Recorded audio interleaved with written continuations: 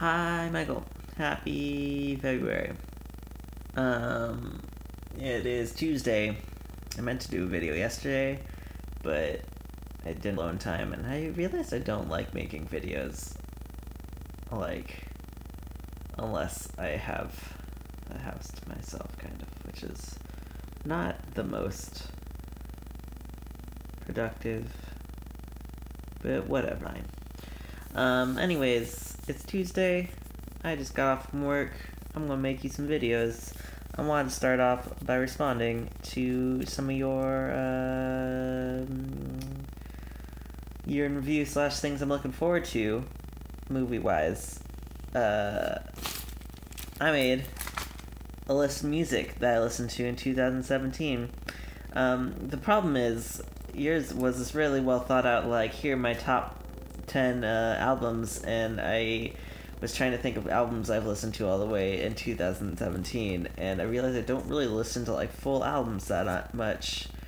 So I do a lot of listening through, like, Spotify, and a lot of it's just, like, random songs I've collected at this point. Or if I'm listening to a full album, most of the time it's something that's very old that I listened to 1,000 times because I'm lame.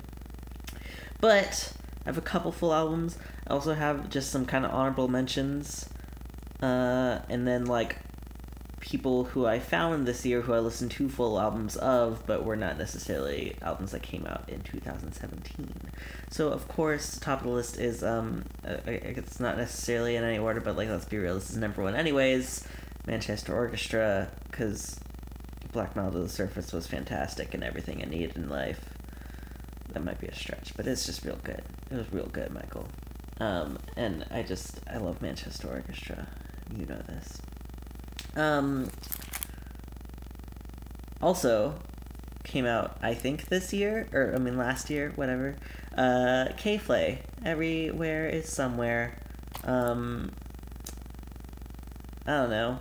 I started listening to that after I moved here, because I heard it on the heard one of her songs on the radio, and I really like that, so deal with it. The rest of this list is just sad. Okay, so I wrote Ed Sheeran, Divide. I think that was 2017 also, I don't know.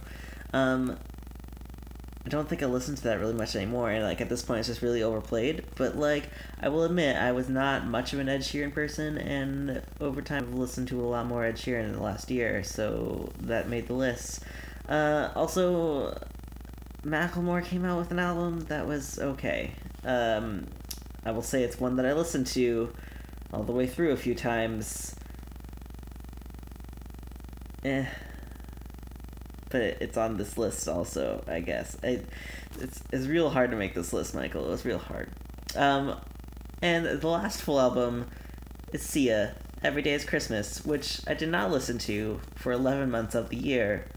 But I will admit, most of December it was playing, because it's a good Christmas album. It's different, and it's Sia, and everyone loves Sia, right? Other honorable mentions, I think. I wanted to say the Chainsmokers, because they came out with a lot of good songs in 2017, and are at least, like, very nostalgic, I think, for me now, because of tour and stuff. And Jon Bellion, who I think came, like, his most recent one was 2016. I'm not really quite sure, I didn't look it up. But regardless, I spent more time listening to his old album than his new one, because I like his old one, I think, maybe more. Maybe. But Jon Bellion was a lot of, like, this earlier part of the year. This was a hard list to make, because 2017 was a long year, and I spent a lot of it on tour, and a lot of, especially the beginning of the year, just being very sad, and so it's just very different. Like, thinking of music I listen to now is very different than what I was listening to in the beginning of 2017. Other honorable mentions, the album Searching Sylvan by Quest. Listen to that a lot. Yeah, that was, like, especially, I think, getting into, like, summer, I listened to it a lot. And two other bands that I think I started listening to much more in 2017, Chelsea Cutler and Eden, both of which are not kind of music that I usually would think I would listen to, but like got real down into them. Yeah.